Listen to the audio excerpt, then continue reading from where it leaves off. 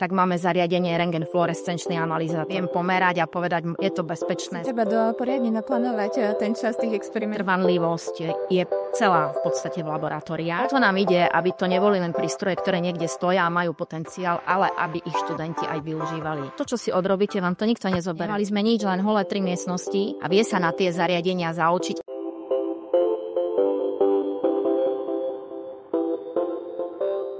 Hello, po týždni sme tu znova. Dúfam, že ste mali týždeň príjemný a dobrý. Ja som ho mala. Moje meno je Aďa a ten môj bol ako vždy rýchly, plný pracovných povinností, ale stihla som si aj kvalitne oddychnúť. No a dnes tu sedím s mojou kolegynkou Ivkou a dnešným hostom, o ktorom si za chvíľku povieme. Tak Ivka, ahoj. Na úvod povedz nám aj ty, aký si mala týždeň. No, Adi, ahoj. Tak ja by som povedala, že u mňa to bolo také rýchlo a zbesilo, keď mám povedať pravdu. A že ani neviem, kedy a ten týždeň už tak veľmi ubehol. Všetko ide rýchlo a to je vlastne aj čo sa týka toho nášho podcastu, lebo dnes sme tu už pri 6. epizóde tejto našej druhej sezóny a to mi inak tiež príde, že to úplne letí. No je to tak i vy. My už sme vlastne skoro v polovici tej druhej sezóny, ale ešte nás čaká množstvo veľmi zaujímavých tém a hostí, no a dnes tomu nebude inak. Dnes ostávame tematicky u nás na pôde fakulty, no a do dnešnej epizódy sme si prizvali pani profesorku Adrianu Eštokovú z Inštitútu pre udržateľné a cirkulárne stavebníctvo. Tak pani profesorka, vítajte dnes u nás. Ďakujem veľmi pekne, dievčatá. Dobrý deň prajem. No, vítajte u nás. Sme radi, že ste prijali naše pozvanie do tejto epizódy, ktorej sa budeme rozprávať o niečom, čo tvorí takú neoddeliteľnú súčasť akademického sveta, o niečom, čo hrá kľúčovú úlohu pri výskumných aktivitách každej univerzity, ale nielen univerzity, ale aj kadejakých výskumných centier, a to sú laboratória. My sme si už v jednej z epizód v predchádzajúcej sezóne predstavili náš CVIS, čo je vlastne Centrum výskumu a inovácií v stavebníctve, ale to zďaleka nie je všetko, či naša fakulta disponuje, pretože my tu máme množstvo rôznych iných laboratórií a zázemia pre oblasti výskumu a máme toho ďaleko viac, ako som povedala. No a jeden z takých veľmi dôležitých sú práve laboratória pod inštitútom, kde vy, pani profesorka, pôsobíte. Všetko dôležité my si dnes isto povieme, ale úplne tak na začiatok by som sa chcela spýtať, či by ste sa vedeli našim poslucháčom trošku tak predstaviť, kto ste, čo robíte, aký bol váš týždeň, lebo my sme hovorili zaďko, že my sme mali taký týždeň ako keby z rýchlika, tak ako ste sa mali vy?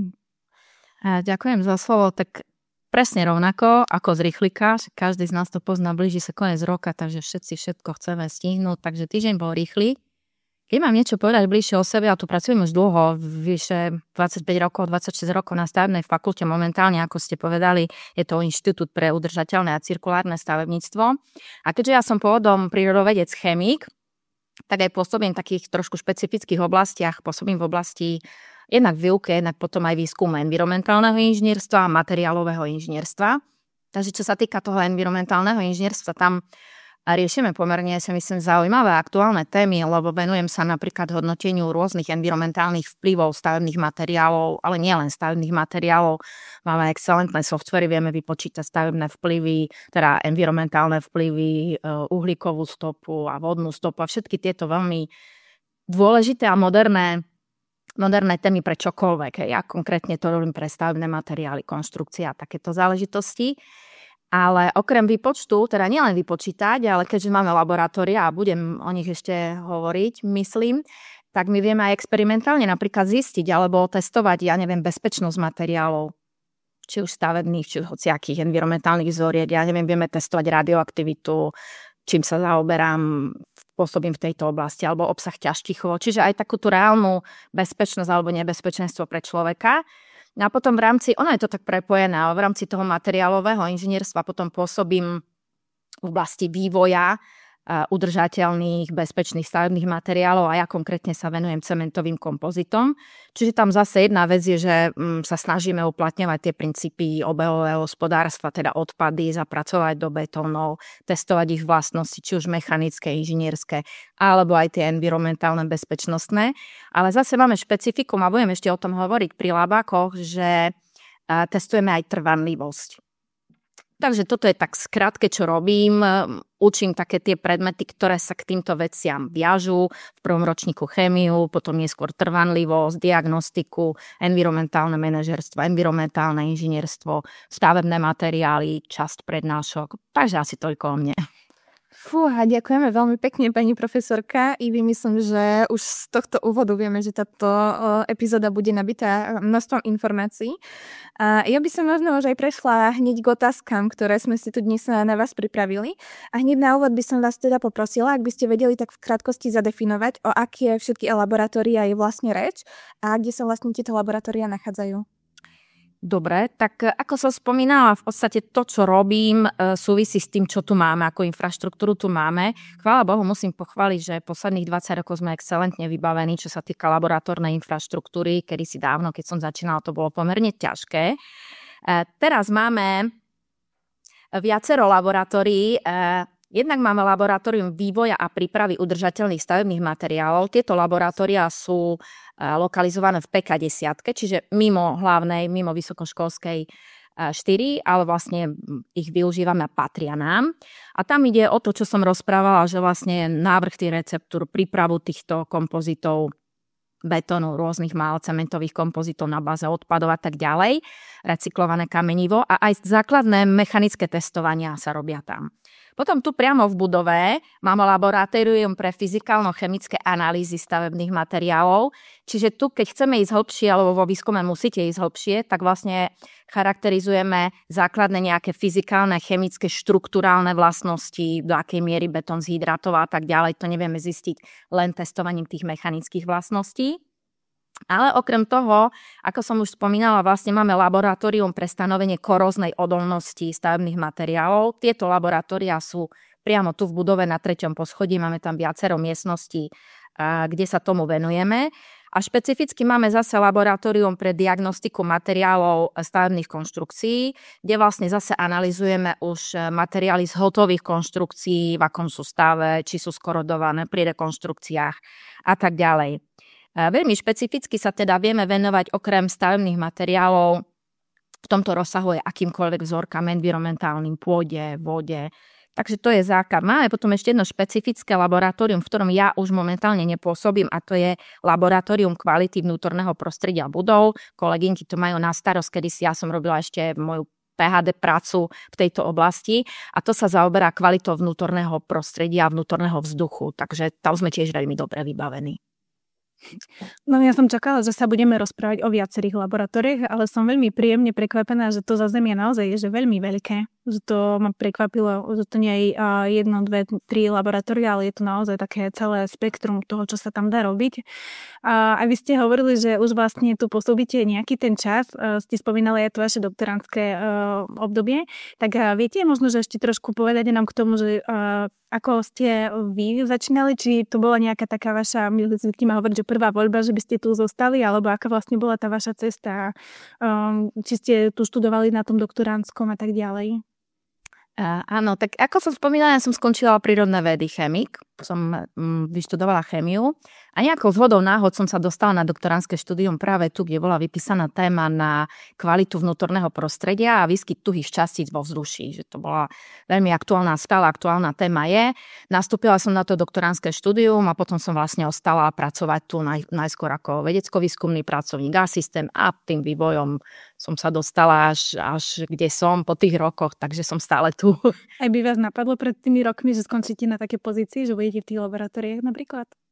V tej dobe asi nie, lebo ako som spomínala, tie začiatky boli ťažké. My keď sme s kolegyňami tu začínali a robili PhD, tak vlastne pred tými rokmi to vybavenie bolo slabé. Treba to tak povedať. A skutočne vďaka tým európskym fondom a tomu operačnému programu sme dobudovali takú infraštruktúru, že dnes skutočne stojím, asi hovorím, sme s tou infraštruktúrou dobrí. A nielen hovorím si to ja, ale keď máme návštevy z iných univerzít alebo z podnikov a tak ďalej, tak v podstate s hrdosťou ukazujeme, čo máme, lebo si myslím, že na tieto veci, čo som spomínala, sme vybavení skutočne špičkovo. Ono to aj k tomu tak patrí, že vlastne k tomu vášmu inštitútu pre to udržateľné a cirkulárne stavebníctvo, tá práca v tých laboratóriách ide vlastne tá ruka v ruke. Ale mňa by možno zaujímalo aj, že čo vás tak najviac inšpiruje alebo motivuje pri práci v tých laboratóriách? No veľmi zaujímavé je, a si myslím, že to je aj naša vlastne pridaná hodnota, že veľa vecí vieme vlastne vysvetliť. Lebo jedna vec je, keď vyvíjate stavebné materiály, že zistíte, ja neviem, rastie mi, klesá pevnosť a tak ďalej. Ale tým ďalším hlbším výskumom vy vlastne viete vysvetliť, že prečo tomu tak je. Druhá vec je napríklad, čo ma veľmi baví, keď máme nejaké zákazky z praxe alebo pre iné univerzity, tak vlastne vieme diagnostikovať stav toho materiálu. To je takisto veľmi dôležité. Viete, že v súčasnosti máme problémy s mostami na Slovensku a tak ďalej. A to všade vieme byť užitočný. Lebo vieme povedať, do akej hĺbky je materiál skorodovaný a tak ďalej. Čiže na jednej strane ma baví tá možnosť experimentálneho vedeckého výskumu a na druhej strane tá možnosť, že vlastne to vieme aplikovať aj do praxe a vlastne pomôcť praxi. A to prepojenie s praxou, napríklad pri tej diagnostike, ako vlastne tej praxi vyzerá? Že je to nejaký kus, nejaká vzorka, nejakých rozmerov, ktorú tu donesú a vy ju máte zdiagnostikovať, či vykazujú nejaké vlastnosti, alebo ako to vlastne funguje? Záleží, lebo robíme výskum vlastne pre iných odberateľov, pre iné univerzity, čo ja si napríklad veľmi vážim, keď nás požiadajú, že urobte to pre nás, lebo to znamená, že nám veria, že sme kvázi, že dobrí. Ale čo sa týka tej praxe, je to väčšinou tak, že dostaneme zákazku, že potrebujeme, ja neviem, často riešime problémy. Potrebujeme vyriešiť, opadáva nám niekde omietka, poďte nám pomôcť, čo sa deje, je materiál v poriadku, alebo je to technologický problém. A my vždy sme tí prví, ktorí začíname na tom, analyzujeme materiál, no povieme, vyzerá materiál je v poriadku, alebo nie. Čiže často je to tak, že nám vzorky donesú, ale niekedy si vzorky chodíme odoberať aj sami. Čiže záleží od toho, čo od nás chcú, do akého stupňa, hĺbky. Niekedy vzorky donesú, niekedy si odoberieme. A možno pre tú takú prax alebo pre tie externé firmy, možno tie iné univerzity, tak viete nám tu možno pochváliť vaše laboratória, že aké vlastníky je to vybavenie alebo špeciálne zariadenia sa nachádzajú v tých vašich laboratóriách? Áno, určite. Tak keď som rozprávala, máme také kvázi to z nášho pohľadu štandardné, ale nie je to štandardné a vôbec nie teda na všetkých, dajme tomu, stavebných fakultách.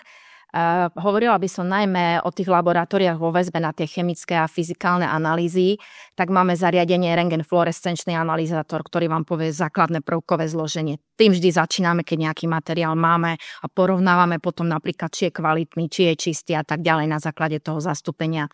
Máme rentgendifrakčný spektrofotometer, kde analyzujeme mineralogické fázy. Infračervený spektrometer, kde zase potrebujete, ja neviem, vedieť po syranovej korózii, či tam vznikli nejaké nové zlúčeniny, potvrdíme, áno. Máme termickú analýzu, termický analyzátor. Toto je kvázi vzácne, lebo často aj toto využívame pre výskum, kde viete napríklad zistiť, do akého stupňa vám hydratoval betón, ktorý je lepší. Nevždy, to som hovorila, nevždy vieme na základe pevnosti niečo povedať alebo vysvetliť, toto nám dovoľuje. Máme potom aj také špecifické zariadenia, vieme napríklad pre akékoľvek materiály zistiť, pomerať porovitosť alebo špecifický povrch. Vieme porovnať pre práškové materiály, vieme povedať distribúciu veľkosti častíc, aké veľké častice sú, koľko percent ktorých častíc tam je. Máme úplne špecifické zariadenie, čo som spomínala, vieme merať rádionuklidy v stavebných materiáloch, čiže vám zabedujeme nejaký odpad a ja viem povedať tým gamma spektrometrom, ktorý máme, viem pomerať a povedať, je to bezpečné, spĺňa to, môžeme to používať ďalej. No ale čo by som určite nechcela zabudnúť, je vlastne náš najnovší prírastok, máme špeciálnu koróznu komoru.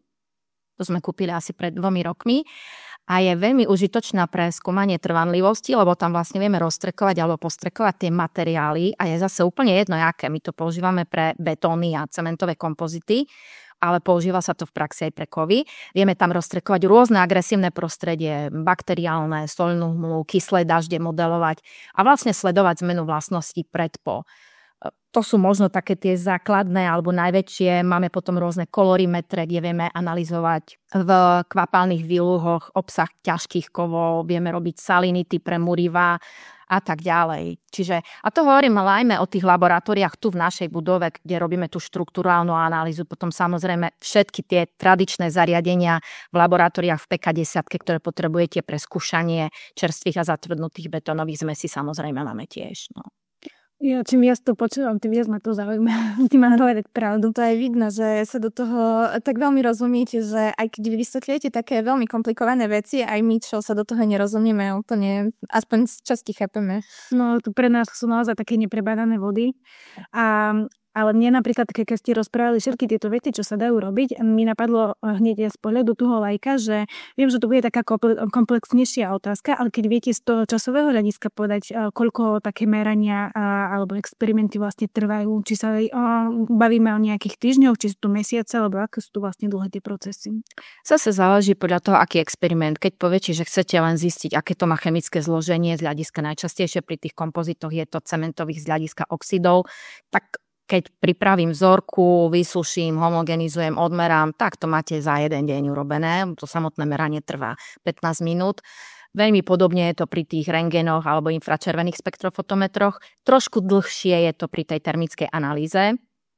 Čo sa týka porovitosti a špecifických povrchov, tam je to minimálne dvojdňová, hovorím o jednej vzorke, lebo to treba sušiť, vakuovať a tak ďalej. Radioaktivita je pomerne dlhá skúška, lebo tam 40 dní musí vzorka uzavretá stať, aby sa vytvorila nejaká rovnováha, alebo tie radionuklidy sa aj prechádzajú do plynnej fázy a až potom sa meria. Čiže to je mesiac a pol, keď nám niekto donesie vzorku a chce výsledok.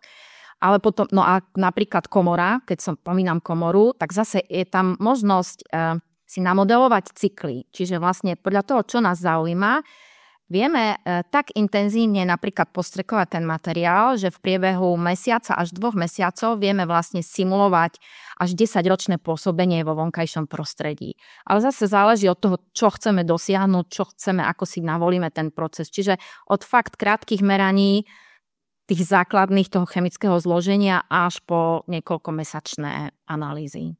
Si treba poriadne naplánovať ten čas tých experimentov. Áno, toto je kľúčové, lebo sa nám často stáva, že niečo beží a už by sme chceli pustiť druhé, ale nemôžeme, čiže toto je veľmi dôležité. Ale ono to tak znelo tak veľmi komplikovane, že tam treba rentgenové radioaktívne tie plyny a molekuly sledovať. A vedia sa vlastne aj tí naši študenti, ktorí tu študujú, sa do tých laboratórií prísť pozrieť, poprípade sa zúčastniť na nejakých projektoch reálne a vidieť, ako to funguje? Určite, veď na toto tu aj je. Jednak výuka niektorých predmetov, napríklad diagnostika stavebných konštrukcií, ktorú majú naši, myslím, prváci inžinieri na TMS-ku, alebo trvanlivosť je celá v podstate v laboratóriách. Jednak samozrejme diplomanti alebo bakalári, ktorí si zvolia, že chcú experimentálne témy, tak samozrejme, že robia s týmto všetkým u nás v laboratóriách. Majú to k dispozícii. Na začiatku je to určite pod dozorom, lebo samozrejme, keď sa nikto nestretne s tým a hneď to nevie, ale sú zariadenia, kde kľudne sa dá toho človeka zaškoliť a už aj diplomant vie na konci si to sám odmerať na kolorimetrii alebo na tom XRF-ku. Čiže o to nám ide, aby to neboli len prístroje, ktoré niekde stoja a majú potenciál, ale aby ich študenti aj využívali.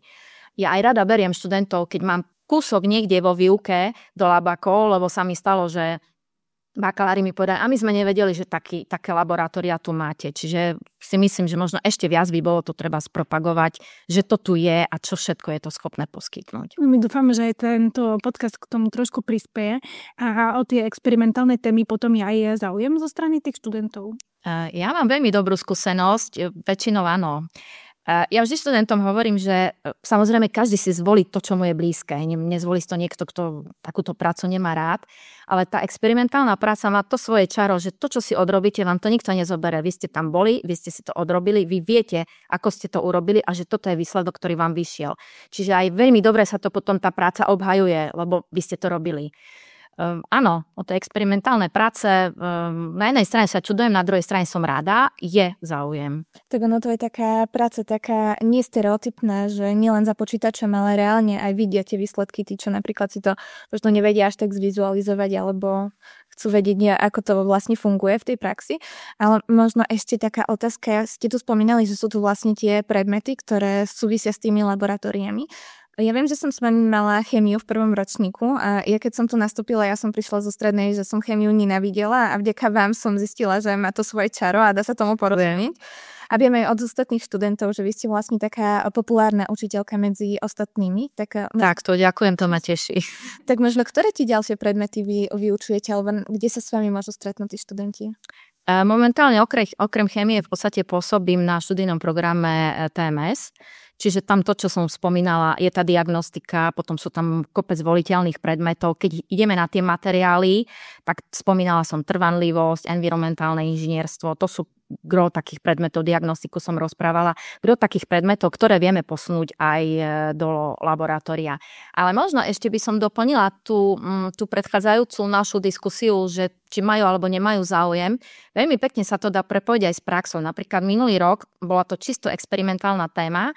Diplomant riešil kvalitu betónov protihlukových stien a bolo to v spolupráci s Národnou diaľničnou spoločnosťou. Aj. Tohto roku mám diplomanta, ktorý zase zvolil tú experimentálnu prácu a rieši vlastne zase diagnostiku a kvalitu materiálov v historickom objekte. Čiže možno aj preto je ten záujem. No tých predmetov, kde sa dá toto využiť, je na nešťastie nie je strašne veľa, ale ako tie, ktoré som spomínala, v týchto určite sme v labakoch.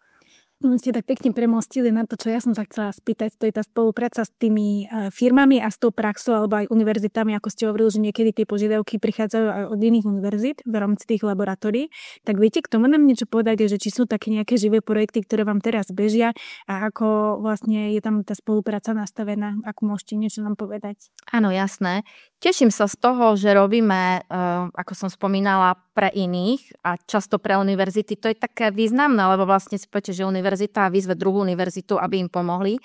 Čiže napríklad pravidelne robíme termickú analýzu, máme spoločný výskum na trvanlivosť napríklad drevených materiálov so Zvolenom, s Drevárskou fakultou.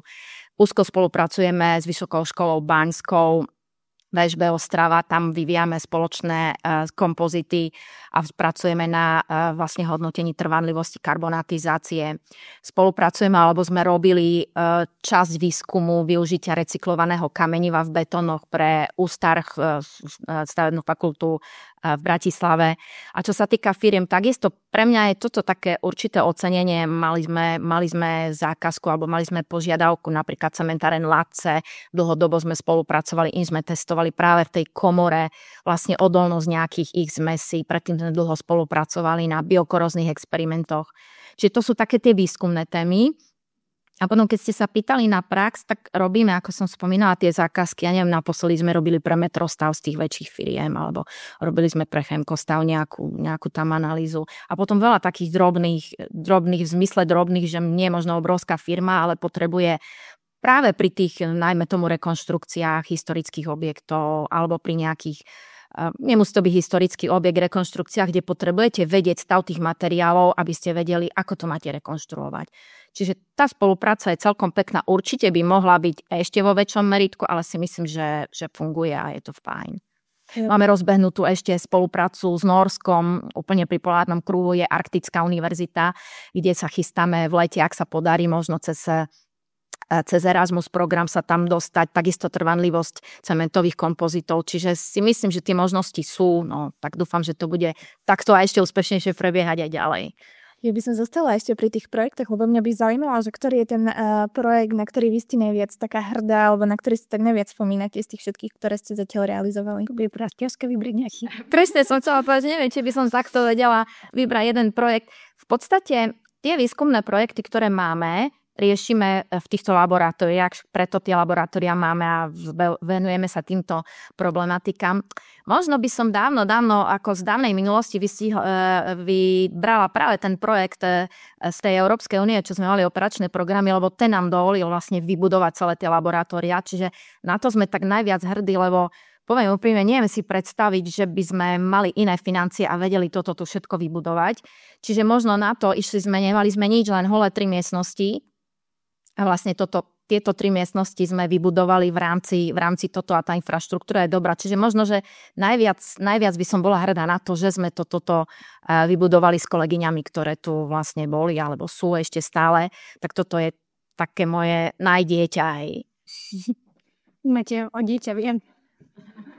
A viete nám povedať aj za tie roky, či sa nestalo niečo také vtipné, zábavné v tých laboratóriách, lebo mne môj manžel zvykne posielať vždy také videá, kde niekto niečo robí, všetko mu spadne z ruky, to sa stále smie, že to som presne ja, tak mne hneď napadlo, že ja pri tých strojoch, hneď by som mala stres z toho, že mi niečo spadne, niečo pokazím, že bolo niečo také, stalo sa niečo také zábavné v tých laboratóriách. No neviem, či je to úplne zábavné, ale stáva sa pravidelne, že niečo rozbijeme, však kto robí, ten pokazí. nebolo to veľmi zábavné, ale moja doktorantka tak akože mi hovorila, som rozbila tam nejaké to tlačítko 2-chabkovej miske, vieš, taký ten. Čo si rozbila? Ale to len, vieš, ten, čo tam akože homogenizuješ. A ja hovorím, vieš, koľko to stojí? No koľko to môže stať? Hovorím, že 700 €. No tak akože veľmi zábavné to vtedy nebolo, dneska sa smejeme. Vstávajú sa bežne všelijaké také veci, alebo keď nám nefunguje prístroj a teraz zistíme, že jeminenky, nemali sme dotlačený kontakt niekde a tak ďalej. Čiže také funny, áno. Skôr sú to také bežné prevádzkové veci, že niečo rozbijeme. Neviem si teraz rýchlo spomenúť nejakú. Napríklad niečo také, že vám súril nejaký termín a pred odozdaním sa vám pokazila vzorka napríklad? Toto sa stáva pravidelne, že niekomu prisľúbime, že áno, urobíme a prístroj vybuchne, ale našťastie máme veľmi dobré spolupráce kade tade, takže vieme si to dať v takom prípade rýchlo urobiť u kamarátov, tí nám to urobia a potom my urobíme niečo pre nich. Takže niekde inde. Áno, toto sa stáva, takéto zákony schválnosti sa stávajú, že vám niečo súri a proste dneska ráno ešte meráte a po obede, keď to chcete dokončiť, už nie. To áno. Dúfam, že toto bude počúvať aj môj manžel, aby vedel si nielen Ale Ivi, ja oceňujem, lebo vy ste spomínali, že ste väčšinou ženský kolektív, že vlastne to ako laboratórií s takou technikou to zvládate, tak to zvládať bez tej chlapskej pomoci kvázi. Je to ťažké, lebo je nás teraz málo, ako bolo nás svojho času oveľa viac a mali sme systém, že vlastne každé zariadenie malo svojho zodpovedného človeka. Dneska sa už to takto nedá, ale máme nového chlapa, alebo mám nového doktoranda, takže sa teším a nádejam, že preberie niektoré tieto veci a bude to analyzovať on a zaučí sa. Celkom fajn je to, že v podstate aj študent, aj doktorant nemusí byť podstatou alebo štúdium vyštudovaný chemik, vyštudovaný špecialista a vie sa na tie zariadenia zaučiť a vie na tých zariadeniach pracovať. Preto aj študenti nemôžu mať problém po určitom zaučení pracovať. To je asi veľmi cenná informácia pre všetkých našich poslucháčov, aj možno pre tých študentov, ktorých to zaujalo a chceli by sa prísť pozrieť. Ja som sa ešte chcela spýtať, že či práve takíto študenti, ak by sa náhodou, že chceli prísť pozrieť do toho laboratória, že či tam majú vlastne tie dvere stále otvorené, alebo to nejak podlieha nejakým pravidlám? Tieto laboratória majú špeciálny režim, chodíme tam na karty, pretože skutočne sú vybavené takou infraštruktúrou, že toto nemôže ostať otvorené. Čiže nie je to tak, že zaklopete, vojdete, pozriete, ale samozrejme kedykoľvek, ktokoľvek, ak mne napíše na e-mail a povie, že sa chce prísť pozrieť kedykoľvek, nie je problém. No, tak akože informácií už bolo povedaných, si myslím, že celkom dosť, aj takých veľmi výživných. Tak ja by som to možno takto otvorené nechala už na záver pre tých študentov, aby vedeli, že tie dvere majú otvorené, aj keď sú pozatvárané na tie čipy, ako ste hovorili. A možno taká úplne posledná otázka z týchto našich otázok smerovaných na laboratória. Ak by ste nám vedeli povedať nejakú vašu víziu ohľadom toho vývoja tých laboratórií, alebo kde ich vy vidíte v budúcnosti, keby vedeli smerovať, alebo čo sa dá ešte vlastne očakávať nejak? No, ja si myslím teda, že ako som spomínala, keďže sme pomerne veľmi dobre vybavení, že by bolo dobré, ak by tie laboratória teda fungovali a sa rozvíjali. A moja vízia, alebo možno ponuka aj pre ostatných kolegov, že presne my sme tá zložka, alebo my sme tí, ktorí by vedeli pridať ich výskumu možno nejakú ďalšiu pridanú hodnotu. Čiže keď niekto robí nejaký výskum, tak my vieme, dajme tomu, možno zanalýzovať, prečo to tak je, alebo doplniť nejaké informácie vo väzbe na to, akú máte štruktúru toho materiálu, prečo sa to chová. Nemusí to byť čisto len výskum betónov, čohokoľvek. Viem, že napríklad máme potenciál pri znaleckých posudkoch, napríklad vieme identifikovať, či sa teda ide o rovnaký materiál, keď niekto niečo analyzuje. Čiže možno záverom by som povedala, že dúfam teda, že tá práca v laboratóriu bude pokračovať, že tie laboratória budú pokračovať a ponúkam týmto vlastne možnosť aj ostatným kolegom, preto, aby sa teda prišli, požiadali o čokoľvek a my vieme teda, myslím, že veľmi, veľmi výrazne pomôcť. Tak Ivi, ja si myslím, že by sme mohli túto konverzáciu pokračovať ešte ďalšiu polhodinu, ale... Aj hodinu kľudne. Áno, ale myslím, že už sme ten čas tejto epizódy naplnili a my vám teda ďakujeme. A ja by som teda prešla už k takej našej neoficiálnejšej časti, tak vás poprosím, aby ste si potiahli jednu našu otázku z príľby. A ak vás môžem poprosiť, tak by ste mohli túto otázku prečítať a na ňu následne odpovedať. Aký najväčší rozdiel vidíš medzi tým, čo ti prednášali profesori a tým, čo sa deje v reálnom stavebnom priemysle? Tak som si potiahla nie celkom dobrú otázku pre mňa, pretože ja som stavebnú fakultu nevyštudovala, ale z mojej skúsenosti viem, že je obrovský rozdiel medzi teóriou a praxou. Že čo až zvlášť v stavebnom priemysle, Mažo pracuje trošku v tejto oblasti, čiže viem, že môžete mať naplánované krásne všetko a v realite v praxi stačí jeden zádrhel a celý deň je posunutý a celé vaše plány sú niekde inde. Čiže si myslím, že je to teda v tej realite, v reálnom stavebnom priemysle trošku inak, a že je tam ďaleko viac tých faktorov, ako teoreticky možno my sa tu učíme a o ktorých rozprávame. No, to je veľká pravda. Tak ďakujeme pekne a ešte, ak je niečo také možno, čo nebolo v tomto podcaste povedané a chceli by ste možno odkázať študentom alebo komukoľvek, tak ešte kľudne na to máte priestor. No, ja rada tak memorujem a občas hovorím také veci, tak možno len takú jednu vec, aby študenti využili ten priestor, ktorý majú na škole, sú mladí, využite, že máte možnosť sa dostať k informáciám, máte možnosť ísť na exkurzie, teraz je ten čas, teraz je ten priestor sa čo najviac nového dozvedieť, lebo potom budete pracovať a potom už tie možnosti budú obmedzené. Tak ďakujeme, pani profesorka, že ste prijali naše pozvanie a prišli ste nám teda porozprávať aspoň tak trochu o tých laboratóriách.